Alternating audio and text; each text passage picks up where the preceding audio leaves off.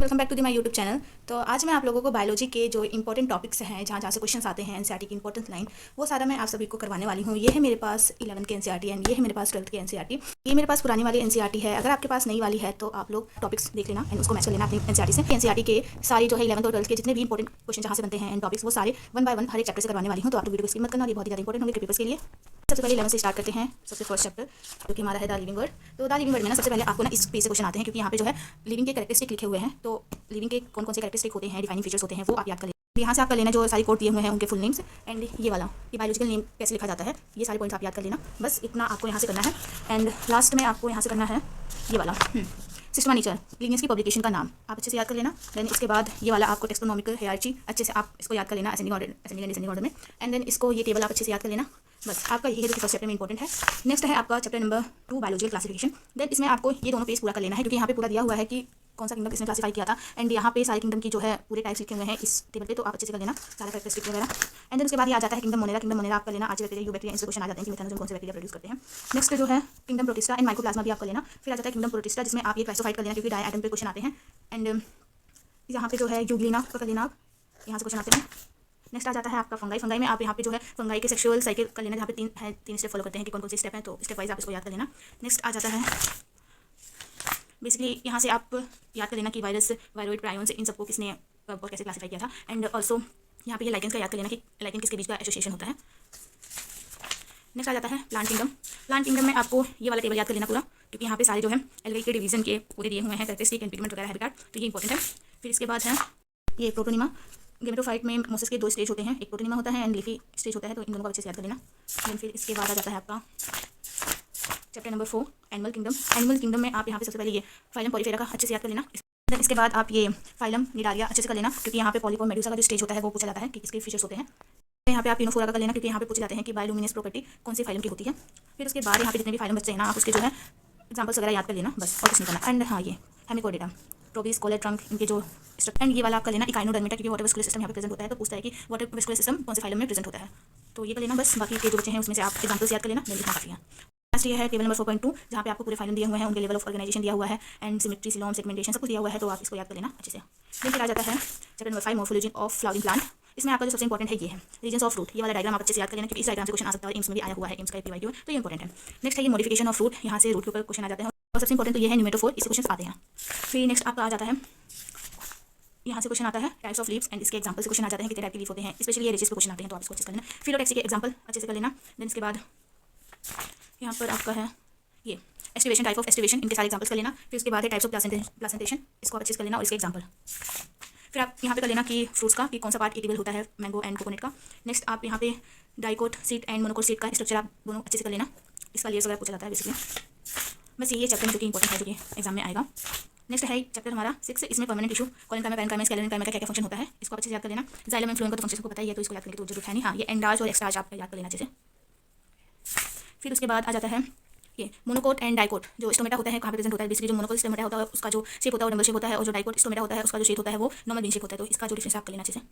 फिर यहाँ पे वेस्कुलर बंडल आप अच्छे से कर लेना कि तीनों वेस्कुलर बंडल में क्या क्या डिफरेंस होता है। देन फिर ये बुरी फंक्शन आप कर लेना अच्छे से। बस यही था चैप्टर में जो कि इंपॉर्टेंट था, क्वेश्चन आता है। नेक्स्ट है ये यहाँ पे एपिथेलियम टिश्यू कर लेना आप स्ट्रक्चर ऑर्गेनाइजेशन में। फिर यहाँ पे ये दोनों डायग्राम आप अच्छे से याद कर लेना कि कौन सा मल्टीसेलुलर का है और कौन सा यूनिसेलुलर का है, और ये दोनों डायग्राम भी इंपॉर्टेंट है loose connective and dense connective tissue के। फिर यहाँ पे आपको ये मसल्स के बारे में अच्छे से कर लेना, तीनों मसल्स में क्या क्या डिफरेंस होते हैं। देन फिर आगे आपका कॉकरोच एंड यहाँ पे आप फ्रॉग का है। देन फ्रॉग में आप ये याद कर लेना कि मेल और फीमेल फ्रॉग में बेसिकली क्या डिफरेंस होता है, ये कॉपलेरी पैट का जो डिफरेंस होता है आप उसको याद कर लेना, क्योंकि ये क्वेश्चन इस बार एम्स में आया है देसी नर्सिंग में, तो मे भी हो सकता है कि आगे आपका इस बार से। तो नेक्स्ट आ जाता है cell unit of life. Cell unit of life तो यहाँ पे आप साइंटिस्ट के नाम याद कर लेना, एंड देन यहाँ पे भी साइंटिस्ट का नेम से इसको याद कर लेना। And omni cellular, E cellular, ये किसने दिया था ये भी याद कर लेना। देन आगे इसके बाद आप सेल मेम्ब्रेन का स्ट्रक्चर अच्छे से पढ़ लेना। फिर इसके बाद ER का कौन सा ER क्या बनाता है, SER, RER, इसके फंक्शंस। देन लाइसोसोम, उसके बाद ये प्लास्टिड कर लेना। यहाँ पे लाइसोसोम की दोनों यूनिट्स को आप अच्छे से याद कर लेना कि कौन से सब 80S एंड 70S ये सब यूनिट्स क्या होते हैं, ये बेसिकली आ जाते हैं। देन फिर आ जाता है चैप्टर नंबर 9 बायोमोलिक्यूल्स। अब इसमें आपको बेसिकली जो है क्या करना है, ये ग्लाइसिन, एनालिन एंड सिलेरिन, ये जो तीनों स्ट्रक्चर है आप इसको अच्छे से याद कर लेना। देन फिर उसके बाद ये वाला जो टेबल है सेकेंडरी मेटाबोलाइट्स के, ये अच्छे से याद कर लेना। एंड फिर उसके बाद जो है प्रोटीन का पूरा एक बार अच्छे से इसको पढ़ लेना है, एंड प्रोटीन का ये स्ट्रक्चर भी आप अच्छे से कर लेना, ये इंपॉर्टेंट है। देन फिर इसके बाद आ जाता है ये वाला, यहाँ पे नंबर टर्न्स एंड बेसिस कितने होते हैं ये सब दिया हुआ है, तो इसको भी अच्छे से कर लेना।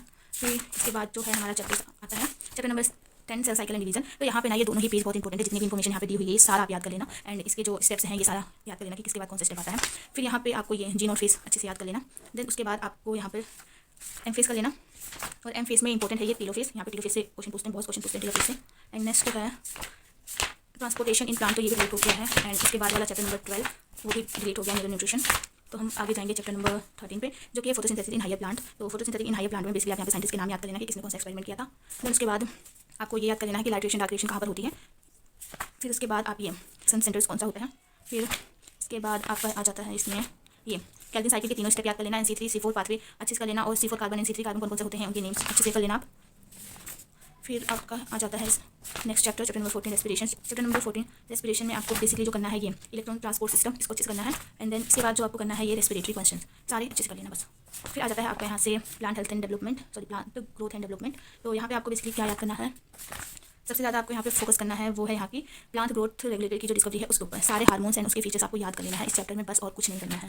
देन उसके बाद यहाँ पे आप आ जाता है डाइजेस्टिव सिस्टम, जिसमें हमको कुछ नहीं करना है क्योंकि ये हो चुका है। फिर आ जाता है ब्रीथिंग। ब्रीथिंग में आपको बेसिकली यहाँ पे रेस्पिरेटरी वॉल्यूम्स एंड कैपेसिटी को याद करना है। एंड देन इसके बाद ये वाला टेबल आपको अच्छे से याद करना है, इससे क्वेश्चन आता है, बहुत ज़्यादा आता है। फिर इसके बाद ये transport of gas and transport of oxygen, ये ऑक्सीजन डिसोसिएशन कर आप अच्छे से कर लेना। एंड ट्रांसपोर्शन ऑफ कार्बन डाइऑक्साइड इस फॉर्म में होता है, कितना होता है ये कर लेना। देन आप लास्ट में इसका डिसऑर्डर कर लेना बस। फिर next chapter body fluid and circulation, इसमें आपको बेसिकली ये वाला टेबल अच्छे से कर लेना है, बहुत इंपॉर्टेंट है। एंड यहाँ पे आरएच ग्रुप में इलेक्ट्रोब्लास्टोसिस के क्या क्या कंडीशन होती है ये अच्छे से याद कर लेना आपको। देन उसके बाद ह्यूमन सर्कुलेटरी सिस्टम अच्छे से कर लेना। फिर उसके बाद यहाँ पे ये सारी जो पेज में इन्फॉर्मेशन दी हुई है, S node A node and normally beat कितनी होती है पेसमेकर किसको कहते हैं, ये आप अच्छे से याद कर लेना। फिर कार्डियक साइकिल भी अच्छे से आपको याद करना है। देन इसके बाद लास्ट में ईसीजी का ये डायग्राम आपको अच्छे से आना चाहिए कि कौन सा पॉइंट क्या शो करता है। एंड लास्ट में इसका डिसऑर्डर कर लेना। देन ये चैप्टर आपका कंप्लीट हो जाएगा। नेक्स्ट आ जाता है excretory products and their elements. तो बेसिकली आपको याद करना है कि कौन सा ऑर्गेनिज्म किस टाइप के एक्सक्रीटरी प्रोडक्ट को प्रोड्यूस करता है। देन उसके बाद यहाँ पे आपको इसका पीसीटी, हेनल्स लो, बीसीटी, इन सबके सारे फंक्शन आपको अच्छे से याद होने चाहिए। एंड इसके बाद आपका जो है यहाँ पर हाँ रेगुलेशन ऑफ किडनी फंक्शंस, इसको आप अच्छे से कर लेना। देन लास्ट में इसका डिसऑर्डर काफ़ी है। फिर आ जाता है locomotion and movement. Locomotion and movement में बेसिकली आपको यहाँ पे अच्छे से ये याद कर लेना है structure of contractile protein and इसका मैकेनिज्म ये वाला। देन इसके बाद आपको ये एच1, I1, A1 ये सब कहाँ कहाँ पे प्रोड्यूस होते हैं, कब कब होते हैं, ये सब आप अच्छे से को याद कर लेना। देन इसके बाद आ जाता है स्केलेटन सिस्टम। स्केलेटन सिस्टम में आप सबसे पहले ये ईयर की बोन्स याद कर लेना, जो स्टेपिस होती है वो सबसे छोटी पूरी बॉडी में सबसे छोटी बोन होती है, इसको याद कर लेना। एंड हाइड जो कि सिंगल बोन होती है वो पूरी बॉडी में एक ही होती है, सिंगल होती है, यू शेप की, इसको याद कर लेना। देन नेक्स्ट आपका यहाँ से आ जाता है जॉइंट्स। जॉइंट्स को आप अच्छे से याद कर लेना, जितने भी जॉइंट्स हैं एंड इसके डिसऑर्डर। फिर आपका न्यूरल कंट्रोल एंड कोऑर्डिनेशन में आप यहाँ पर पूरा याद कर लेना, ये न्यूरॉन का स्ट्रक्चर एंड उसके फंक्शन, कौन सा न्यूरॉन कहाँ प्रेजेंट होता है, बाइपोलर, मल्टीपोलर, ये सारे। एंड फिर यहाँ पे आपको करना है इसमें ब्रेन के सारे function, fore brain, mid brain, hind brain के क्या क्या फंक्शन होते हैं उसको सारा करना है। एंड फिर उसके बाद आ जाता है chapter number 22 chemical coordination and integration. यहाँ पे आपको हार्मोन्स एंड उनके सिक्रेशन को याद करना है। और यहाँ पे जो सबसे ज़्यादा इंपॉर्टेंट है पीनल ग्लैंड से हमेशा क्वेश्चन आते हैं। एंड उसके बाद ये यहाँ पर है पेनक्रियास। पेनक्रियास पे भी आपको अच्छे से लेना है। फिर लास्ट में आपको ये वाला करना है यहाँ से, इसको अच्छे से याद कर लेना। फिर लास्ट यहाँ पे हार्मोन का कौन कौन सा नेचर होता है, नेचर के अकॉर्डिंग किस किस टाइप में हार्मोन डिवाइड है, उनके नेम्स अच्छे से कर लेना, इसको याद। फिर यहाँ पे हो जाती है आपकी 11वीं की एनसीईआरटी खत्म। अब आपकी 12वीं की एनसीईआरटी हमने कर लिया है, आपको समझ में आया होगा। अब हम 12वीं की एनसीईआरटी करने वाले हैं। तो 12वीं की एनसीईआरटी में फर्स्ट चैप्टर तो डिलीटेड ही है। देन उसके बाद आ जाता है sexual reproduction in flowering plant. तो इसमें जो इंपॉर्टेंट है, एक सेकंड, हाँ इसमें जो आपका इंपॉर्टेंट है वो सबसे ज़्यादा इंपॉर्टेंट है ये टेक्टम लेयर के बारे में आप अच्छे से कर लेना। एंड ये जो स्ट्रक्चर है आप इसको एक बार अच्छे से पढ़ लेना। देन फिर उसके बाद ये आ जाता है ये वाला स्ट्रक्चर जहाँ पे vegetative cell and generative cell के बारे में पूछा जाता है, उसको अच्छे से कर लेना। एंड ये जो 60% एंजियोस्पर्म होते हैं वो कौन से सेल स्टेज में स्टेट होते हैं, इस क्वेश्चन आता है। एंड यहाँ पे ये आप याद कर लेना कि किस पोलन ग्रेन, किस चीज़ के पोलन ग्रेन को कितने टाइम तक हम रख सकते हैं, इसको याद कर लेना अच्छे से। देन इसके बाद आ जाता है आपका पेज पे पूरी डिटेल है, इसको आप अच्छे से याद कर लेना। उसके बाद पॉलिनेशन, कितने टाइप के पॉलिनेशन होते हैं एंड उनमें क्या क्या डिफरेंस होता है, और एजेंट ऑफ पॉलिनेशन ये पूरा आप कर लेना। और इसमें सबसे ज़्यादा आप ये ग्लासेस का कर लेना, क्योंकि ग्लासेस में कौन कौन का आता है, टेसल्स, ये सारी टर्म्स आपको शो होंगे क्वेश्चन में, तो आप इसको कर लेना। फिर इसके बाद ये आ जाता है इमेस्कुलेशन एंड बैगिंग पे क्वेश्चन आता है। फिर इसके बाद आपका इस पर आता है true fruit and false fruit पे जो क्वेश्चन है, इसको अच्छे से कर लेना। एंड पार्थेनोकार्पी फ्रूट्स कौन से होते हैं और उसके एग्जांपल्स। फिर आ जाता है आपका नेक्स्ट चैप्टर जो कि ह्यूमन रिप्रोडक्शन है। यहाँ पे आप लेडिक सेल, सेटोली सेल, इन दोनों के बारे में अच्छे से कर लेना। देन यहाँ पे इसका जो मेल एक्सेसरी ग्लैंड्स हैं इनके नेम्स एंड इसके सिक्रेशंस। देन फिर उसके बाद आ जाता है फीमेल रिप्रोडक्टिव सिस्टम में, जिसमें आप फैलोपियन ट्यूब को कर लेना अच्छे से। एंड इसके बाद आपका ये यूट्रस की मेम्ब्रेन पे क्वेश्चन आता है, तो यूट्रस की मेम्ब्रेन को आप अच्छे से कर लेना। नेक्स्ट आ जाता है आपका ये स्ट्रक्चर ऑफ स्पर्म, इसको अच्छे से कर लेना। एंड इस डायग्राम पे क्वेश्चन आते हैं, तो इसको भी अच्छे से आपको करना है। And menstruation cycle, first menstruation cycle को क्या कहते हैं, लास्ट मेंस्ट्रुएशन साइकिल को क्या कहते हैं, एंड इस डायग्राम को आप अच्छे से पढ़ लेना।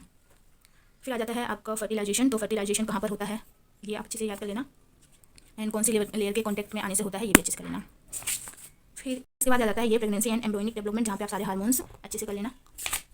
फिर आपका यहाँ पर इसके ऊपर क्वेश्चन आ जाता है कि ऑक्सीटोसिन कब रिलीज होता है, इसको अच्छे से कर लेना। इलेक्ट्रेशन एंड कोलेस्ट्रॉम। एंड देन उसके बाद ये कोई कौन से मंथ ऑफ प्रेगनेंसी में क्या क्या शो होते हैं, ये इतना इस पूरे पेज को आपको लेना इंपॉर्टेंट है। नेक्स्ट आ जाता है रिप्रोडक्टिव हेल्थ। रिप्रोडक्टिव हेल्थ में तो सबसे पहले आप ये इसको कर लेना,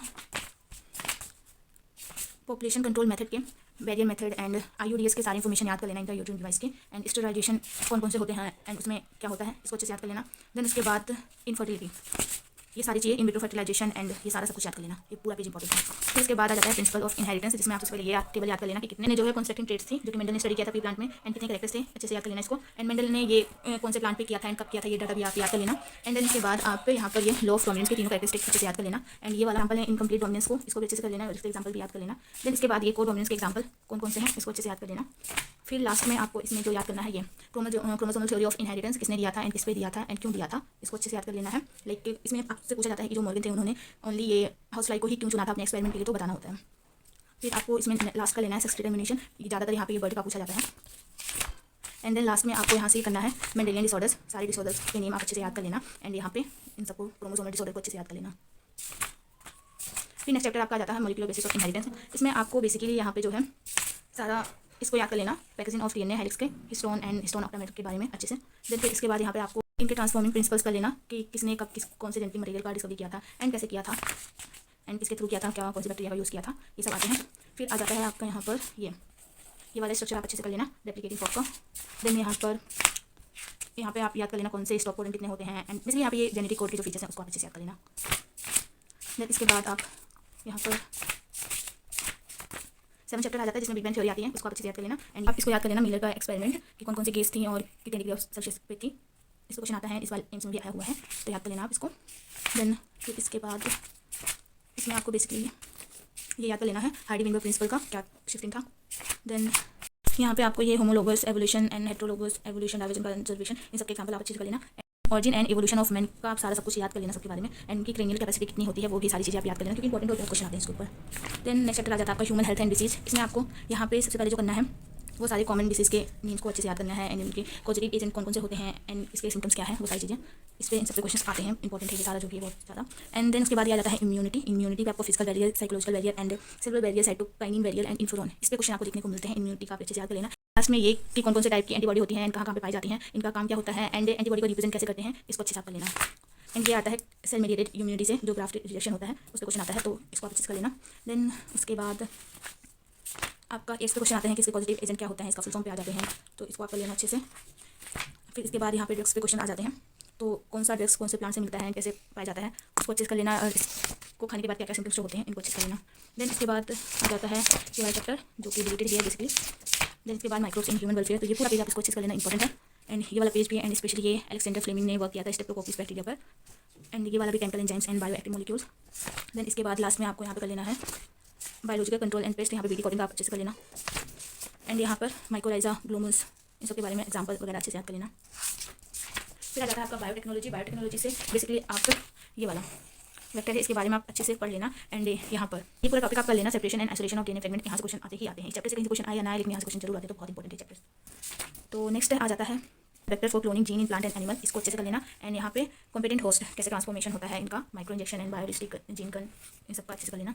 फिर लास्ट में आप यहाँ पे ये amplification of gene of interest using PCR, इसको अच्छे से कर लेना, कौन कौन सा इसका प्रोसेस होता है एंड पहले कौन सा स्टेप होता है, कौन सा एंड कौन से डिग्री ऑफ सेल्सियस पे होता है, ये भी यहाँ पे इसको कर लेना। डाउनस्ट्रीम प्रोसेसिंग क्या होती है इसको, देन ये चैप्टर भी आपका कंप्लीट हो जाएगा। फिर आता है आपको बायोटेक्नोलॉजी एंड प्रिंसिपल, यहाँ पे आप BT cotton and paste resistance का कर लेना। फिर उसके बाद यहाँ पे आप ये इंसुलिन का कर लेना कि कौन सी कंपनी ने इसको बनाया था, कब बनाया था, एंड कौन से चेन का यूज़ किया था, एंड इन दोनों की जो लिंकेज होता है वो कौन से से बनता है, तो अच्छे से कर लेना। एंड यहाँ पे जीन थेरेपी सबसे पहले कब हुई थी एंड किस दिन पर हुई थी। देन उसके बाद यहाँ पर इसका फुल फॉर्म याद कर लेना आप, GEAC का।